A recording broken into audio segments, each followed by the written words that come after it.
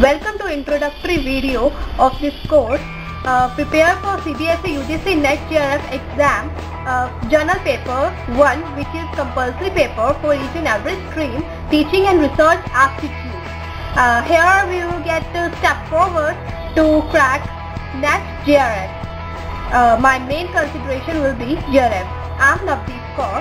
This NET JRF is conducted by CBSE UGC in every June and December last Sunday for determining about Indian nationals' ability to teach in Indian colleges. Here you can get junior research fellowship, under which you can get stipend to study further, which is for 2 years, well effect from the period you get the issue of JRF award letter.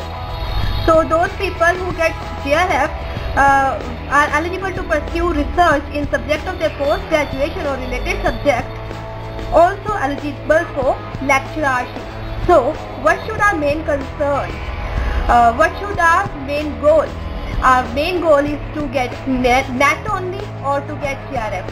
I guess it should be JRF, not only NET. You should have JRF so that you will get your more specialized ability in yourself.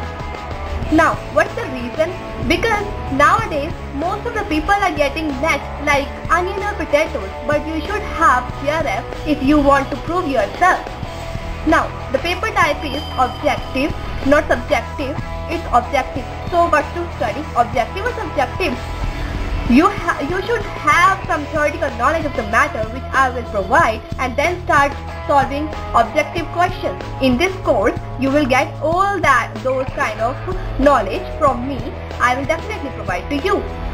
I will provide to advanced stuff related to each topic in video form as well as in written form, mainly notes from various reputed books, specially extracted for you only, comes in your hand within just spending at least amount of money. You can have access to this course for lifetime. Now what's the course syllabus? It's about teaching aptitude, research aptitude.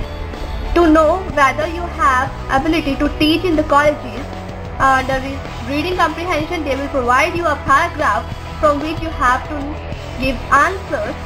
Then there is communication skills, reasoning. Reasoning includes mathematical reasoning as well as several others. Here is logical reasoning, data interpretation. Under this, statistical data is to be given to you and you should answer them. Okay.